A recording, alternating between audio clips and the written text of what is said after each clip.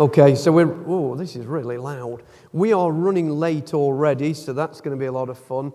Does anybody actually know who I am? Can I get rid of this slide? There's a couple of you out there. So Mark did a good job of introducing me. Let's make sure this thing works. So I'm going to throw a little bit of controversy at you to begin with, then I'm going to talk to you a little bit about what I've been doing recently and try and join some of the dots that the previous guys on stage were talking about Deming and sub-optimizations and things, because that's a subject really close to my heart. Does anybody know what these things are on screen? Familiar with those? I mean, I'm 59 now, so I'm really old, yeah? So let's talk about these things, yeah? Okay. If anybody's was born in the 90s, they have no idea what these things are. My son is clueless. But this was the format wars in the sort of 70s and 80s when two giant corporations slugged it out to who would dominate the video recording industry.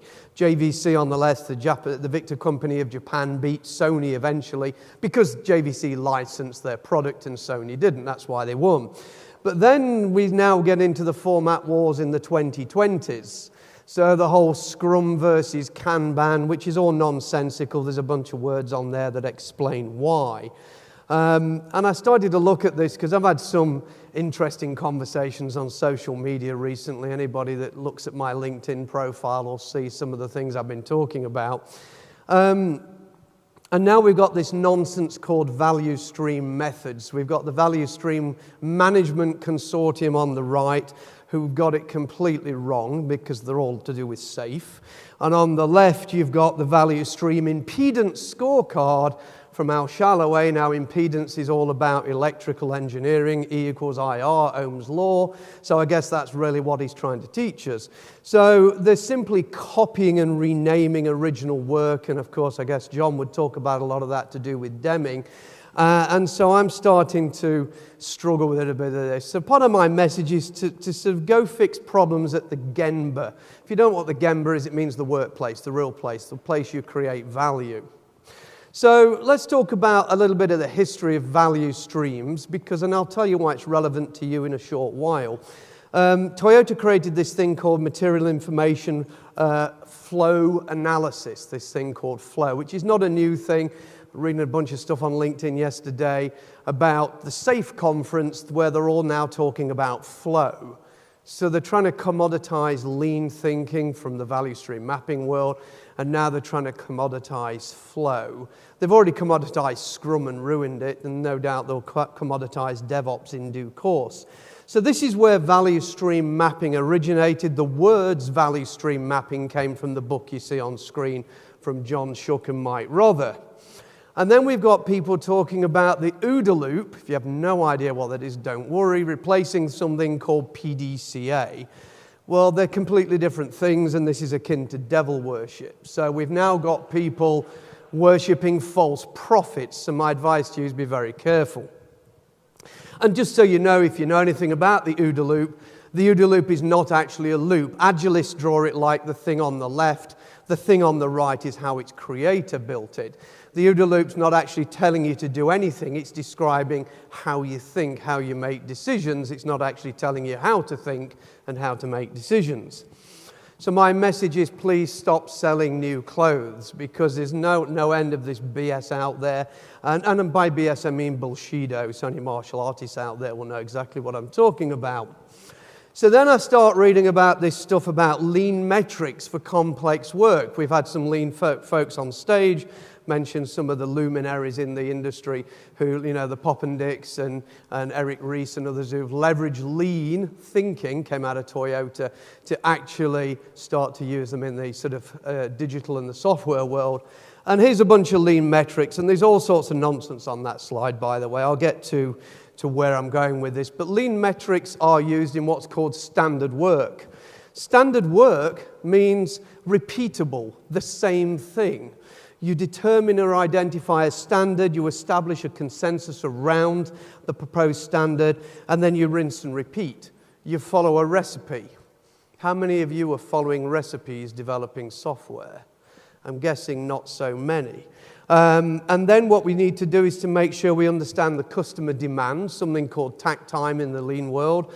the work sequence, the way we do the work to meet the customer demand, and finally, how much work in process we can do, or work in progress if you prefer, WIP. You'll see that on a Kanban board in the wrong column. I'll get to that in a minute. To maintain the customer demand. That's standard work. Doing the same thing over and over again repeatedly. That's where lean metrics belong. If you're not doing that, stop using lean metrics, they won't work. And before we decide that work is complex, I need to make sure that you understand just because it's difficult, it doesn't make the work complex. And what do I mean by complex work? Well, I put this in a presentation a couple of years ago in Poland, and I suggested that all complexity in an organization is human-derived. And my test for that was, if we remove the humans, is the problem still complex? Because if it's a complex problem, you can't use lean metrics. 5 why analysis, things like that do not work. And this is a simple illustration of what I mean by this, and this comes from Dave Snowden's work on Cynefin. On the left, you've got football, or as everybody else in the world, well, in America you call soccer, but everybody else in the world calls football. That's non-linear, unordered, unpredictable. The team has defined roles, but the minute the whistle blows, it doesn't matter what those roles are, they're now reorganizing, communicating continuously and adapting to the emerging and evolving events to actually win the match. On the right-hand side, you've got the Toyota production system in Kentucky. That's linear, ordered, predictable, and it's got a fixed allocation of resources. Actually, the only unknown aspect there is the people, how people might react. They call them complex adaptive systems. So before you start choosing methodologies and approaches, you need to start thinking about the type of work you're doing and whether or not the measurements and the tools you're using are appropriate to that type of work. I could start talking about planning poker and points, but all your heads would explode, so we'll move on from there. So these are the actual lean metrics, and you will get a copy of these slides after the event. I'll make them available to the organizers. And I'm not going to read all these out. I'll put them on there for you to take a photograph. I'm sure they'll be on Twitter in about 2 minutes, and I will make sure you get a copy of the deck. These are the correct definitions of these metrics, not a lot of the variations that Gartner and other people are putting out there. Remember, Gartner is not a software development company. If you want to get the facts, there is a web, I've written a whole web article on this. There's the web address. If you want to go understand what these times are, how and if they apply to your world, many of them won't because you don't do standardized, repeatable processes. You're doing very variable work with emergent learning and emerging requirements. So don't use lean metrics, use something different. Your biggest challenge is something called variation. And you're in the world of variation. John mentioned it briefly on stage. So if you go back to the 1920s, and I've studied under Don Reinertson, if you're familiar with his work on product development flow, queuing theory says as you consume capacity, performance degrades as you use more of the resources. If you look at the simple illustration, you know what it's like when you're on a road and there's enough capacity for all the cars, but once the road fills up, the performance degrades and you hardly move. In fact, on 75 coming in here this morning, I had the same problem. You then get this thing called the utilization trap. There's a formula called the Kingman equation. Good luck trying to figure that out, but it is called the Kingman equation. As you start to consume resources beyond 60% of their utilization, and that's machines as well as people. So that's digital tech, as well as mechanical tech, as well as people. But as you start to consume resource beyond 60%, between 60 and 80%, the time it takes for new work to be processed doubles. So if you've got cards, stories, whatever you call them in your backlog, and you start to consume your team's resources, then you'll start to find the time for them to work doubles. Or the time that the new work takes before it starts doubles. As you move on and you increase that utilization between 80 and 90%, it doubles again. Now, this is mathematical theory that's proven. This isn't Nigel making up a bunch of nonsense. This is actually what happens in the real world. And when you move from sort of 90 to 95%, you're doubling again. And actually, the curve becomes infinite. So when there's people out there wondering why projects never get completed or things never get delivered on time, this is the reason why.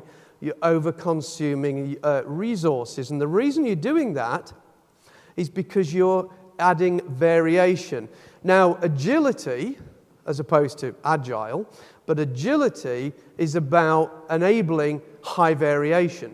Lots of options, lots of different ways to sort of, no, not to skin the cat, shouldn't really say that after the last conversation on stage. But variation is about giving you lots of options, lots of choices. But as you increase variation, you increase utilization. As you increase utilization, you increase work in process, you increase the time it takes for something to get done. So you're constantly balancing variation and utilization, something that a lot of corporations haven't yet figured out despite decades of research. There's something called Little's Law, and I'm not going to bore you with the detail because it would take a whole hour-long presentation, but I urge you to look into this and to take pictures of the slide or to look at it in the deck afterwards. People tend to put the work in progress limits in the column marked doing. That's wrong. You should put them in the column marked to do, or your equivalent thereof on your boards or Kanban boards. You limit the work in process by limiting the size of the queue, not the amount of items a person can do at any one time, because you're still not reducing the utilization by limiting the amount of work somebody's working on at any one time. You must reduce the queue. That's a little tip for you to take away. So, I mentioned all these people stealing these lean metrics and this value stream mapping concept, so I decided I would co-opt DevOps. I would steal DevOps because, hey, you're all stealing my stuff, I'll steal your stuff. And you've got all this DevOps community now telling you that value streams are a technical thing. They're all in the digital container. They're all in the CI/CD pipeline, and they're wrong, by the way. And this is why. So anyway, I usually have a screen here, and it's very confusing. So I've got one down here, which is why I keep looking down to see where I am. So I've created this thing called UDOVSUM, okay, which is Enterprise-Wide DevOps Value Stream Method, because I thought that we needed another methodology, and I needed to create something new, which you would all buy a certification, pyramid scheme in, and get some free PDFs and stuff. You know, Dean Leffingwell's got lots of money, I don't. So, here's what a value stream really is. A value stream is, or contains, all the people, machines, technology, and skills needed to complete the end-to-end product delivery. We were listening about the lacking product management and product vision and product ownership, which is one of the problems we have in a lot of companies. So to go from customer needs to customer outcomes, that's what a value stream is. It's everything. And of course, the business is included. We don't exclude the people who actually want the thing. If you're in a multi-team system, which is actually the correct language from the literature for scaling a single team to multiple teams, hence multiple team system or multi-team system, it consists of one or more teams that are independently capable of completing the end-to-end product delivery. And that communication thing becomes quite important. So here's the rub. DevOps is company-wide. It's funny enough, they were talking about this enterprise-wide thing. DevOps is an enterprise-wide, company-wide concept. Well, that's what I'm now saying it is, since I'm co-opting the words DevOps, since they've co-opted all my world. This means insourcing the end-to-end governance into the teams, or automating everything that slows them down, despite the conversations about not doing over-automation. Because a lot of value streams in companies look a bit like this. You go and throw some lean, agile, Scrum, safe, DevOpsy thing at a team or teams, and you go and get them all working in that special way, and you've created what Deming called a sub-optimization in the system, a local optimization. You've gone to this end-to-end capability, and you've taken this bit and you've optimized it. But the rest of it, which looks a bit like this, business, finance, legal, compliance, governance, procurement, and all those other places aren't optimized. So what you end up with is, I think I may have it in here, I'll go back to that in a second. What you end up with is an 81-day sprint that takes 2 weeks? Or is it a 2-week sprint that takes 81 days? I'll get there. So let me tell you what I've been doing. Oh, sorry. I've been back to this thing called the Gemba. I got a bit disenfranchised and a bit disenchanted with the Agile world for a little while. So I went back and I sort of said to the people, what do you think the problem is? What's the problem you think you're trying to solve? And these things on the right, growth, time to market, staff attrition, escalating costs, profits, all these things are actually not problems. They'll cite them as problems. They're actually outcomes. They're outcomes of the way you work, the way you interact, the way you communicate. These are, if you don't like what's coming out the end of the pipeline, it's because of the way you're managing the pipeline. I'm not talking about a DevOps pipeline. I'm talking about the flow of value in an organization. So if you want different outcomes, you need to change the way you do things, the way you work, the way you communicate.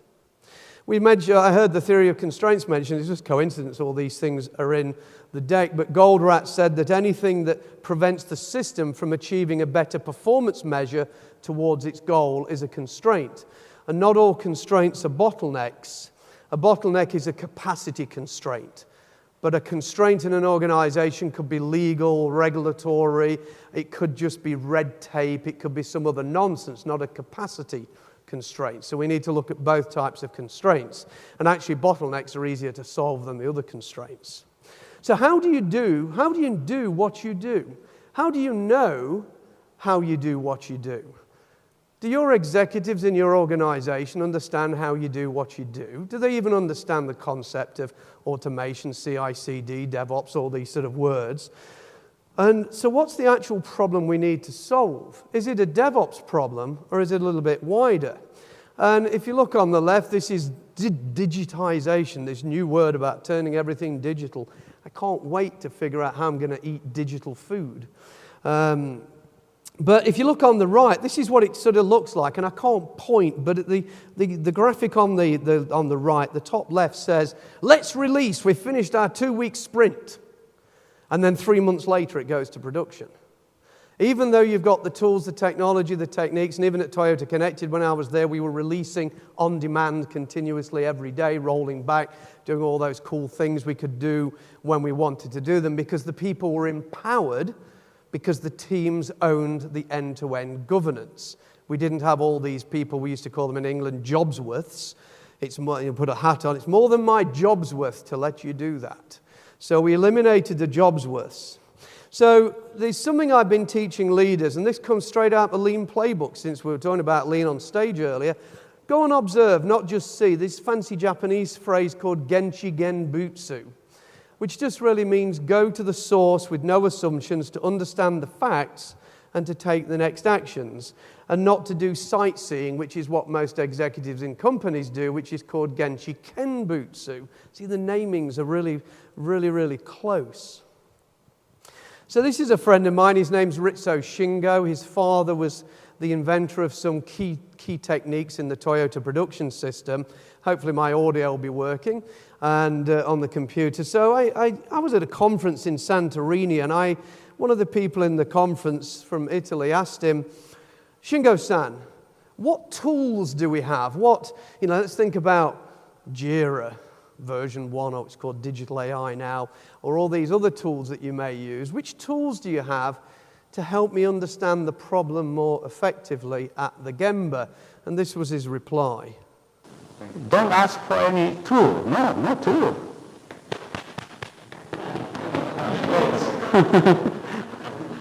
I mean, I don't know if that's prophetic wisdom or not. So we want to get back to this work as imagined versus work as done. Most people who don't do what you do have this perception of how we get work done. What we actually want to do is learn how work really happens. So I did something reasonably special in the last few weeks. For the last 6 weeks, I've been working for a factory who's one of the largest food producers in the US.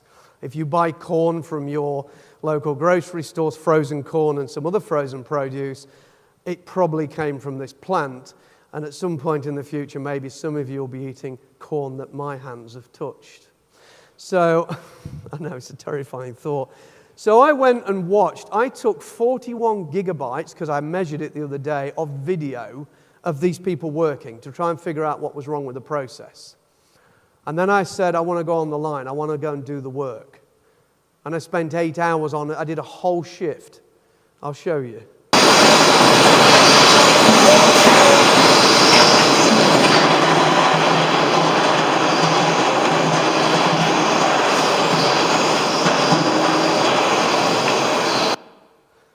It was the worst 8 hours of my entire life to date. I prayed for death, truly prayed for death multiple. I wanted to faint or pass out so they'd carry me out of there. But I learned more in 8 hours by doing the work than I would have learned in weeks of watching other people do the work. I didn't realize how much variation there was. And remember, this is what most companies do at the pointy end, yeah? If you go to Toyota, they build cars, they build machines. You guys build some amazing software that goes in these products. Even in this plant, they've got ERP systems, MRP systems, a whole bunch of systems that you guys, or people like you, are building and creating. But you really need to understand the real problem before you actually start to try and solve things. So it's called learning to see the unseen. If you can't see it, you can't fix it. So I then, a couple of weeks later, and this was literally last week, and I've redacted it on purpose because I don't want to reveal the person's identity, but I took the president of the company, who'd inherited the company from his father, and had I think his father or grandfather, and had never worked on the line. And I said, you really need to understand what the real problem is. So I put him on the line. And the guy behind the blue box is the guy on the line. Immediately after we'd shown them, put them on the line, he made immediate changes. Immediate changes. Both talking about how they were going to invest, and I actually got everybody an extra 5-minute break, because taking off that protective equipment, going for a break and then coming back and putting it on again was actually eating 5 or 6 minutes of their break. So we immediately extended all the break times by 5 minutes. We installed proper equipment called and-on displays and and-on lights. These are things that stop the line when you're actually working, to allow us to gather the real facts, not just data. Ono used to say, I like data, but I prefer facts. So visual management, the stuff a lot of you use, your agile lifecycle managers, your dashboards, your Kanban boards, whatever you want to call them, they have two purposes. What do I need to know to be able to do my work? And what do I need to share externally about the work I'm doing? The rest of it is just visualization for visualization's sake. So the term and-on means lanterns. It comes from Toyota, well, the early days, it's a Japanese word, but it comes from the early days of Toyota. And an and-on display displays exactly the information we need to know at the point of time we need to know it, and nothing else. My boss used to tell me it's visualization versus utilization. We want to see utilization. We don't want to see a lot of pretty window dressing eye candy. Hence why I put the eye candy on there. I don't know if you caught that. Anyway, so let's talk about value streams. And I'm running a couple of minutes over because of the other people who ran over. So stagnation is the opposite of flow. If you look up the antonym of flow in the dictionary, it's stagnation. And you see these things like merging processes, splitting processes. We're getting into your world now, but this is how Toyota teach value stream mapping. What you're actually looking for are processes that merge or combine or split or indeed broken connections. We're looking for these stagnant conditions. That's what we're trying to eliminate when we go through a value stream mapping exercise. You've all seen this picture hundreds of times, I'm sure. This is the picture that Jeff Sutherland and others have used over the years to illustrate communication problems in large teams. Let me give you a real example. Here's a real example from Toyota. I can't give you the exact details for obvious reasons. Here's 8 teams working together to get some release done. Technical teams and other teams. If we assume only one point of communication and those arrows and the arrowheads describe the direction of communication, we have 276 ways to have a communication or a conversation with just those 8 teams. Let's add in compliance or InfoSec or some team like that. Now we've got 465 ways to have a conversation. You see the problem? This is the challenge we're trying to solve. And this is why your DevOps concept has to be enterprise-wide. This is a real map one of my colleagues did. This is a 2-week sprint that takes 81 days. I'm not making this stuff up, truly not making it up.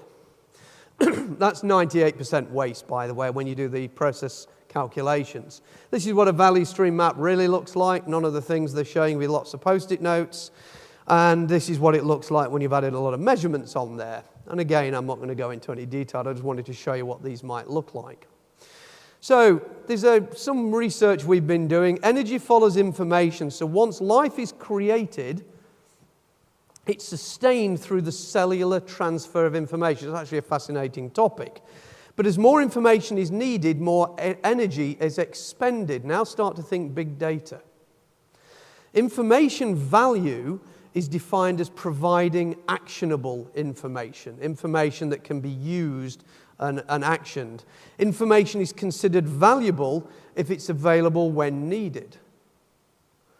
Logical depth is the time and energy needed to obtain that actionable information. These are terminologies from the information theory body of knowledge, not the PMBOK. So the flow of information controls the properties and behavior of a system. So we all need lots of information. The world is now full of terabytes, petabytes, whatever comes after petabytes of information, but the cost to get at it and use it effectively is increasing massively every day that we survive. So we need to obtain the information we need with the minimum amount of energy necessary. And here's the hidden costs of information flow. This is an illustration of what a value stream might look like. You've got the value flowing left to right, but now you've got all these different systems and interactions and people like procurement, legal, your various different other systems, endless Excel database. You ever work at Toyota, the whole company runs on Excel. And I don't make these things up. So this is the type of thing you need to solve if you want to actually be more effective at delivering value. Here's the 5 quick steps, and then I'll wrap up. 5 or 6 quick steps. First thing, what's your customer demand? How many features, functions, capabilities do they need in a given period of time? That's called your demand. That's called tact time.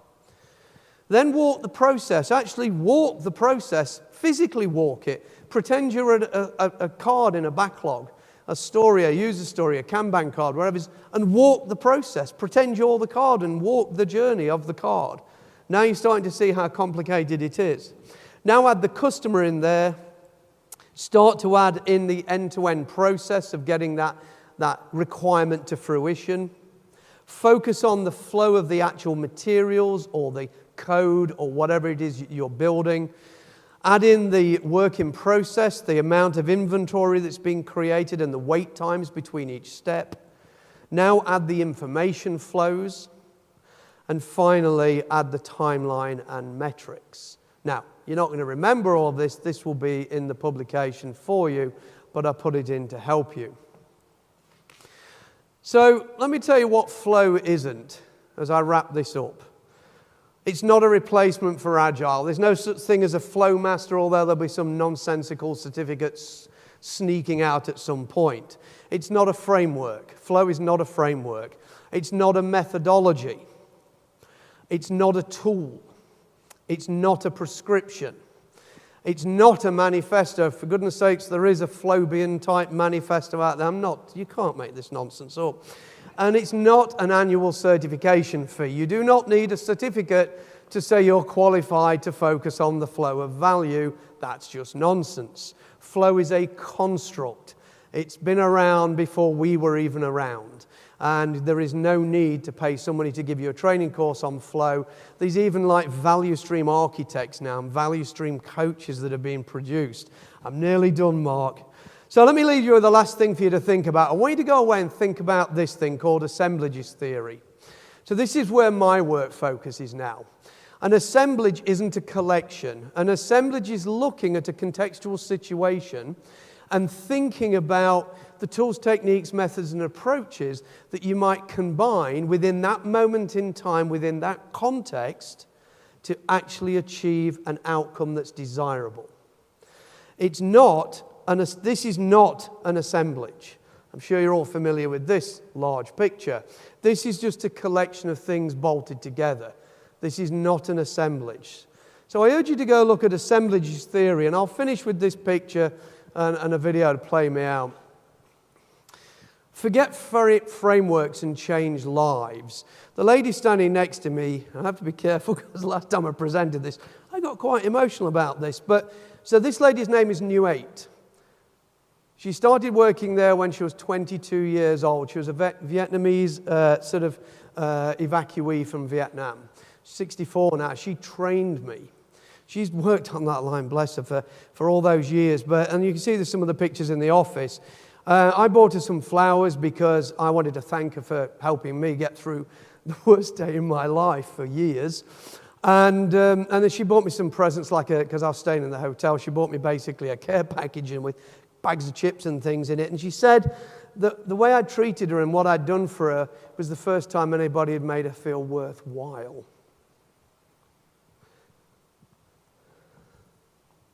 Forget frameworks, forget the nonsense, and change lives.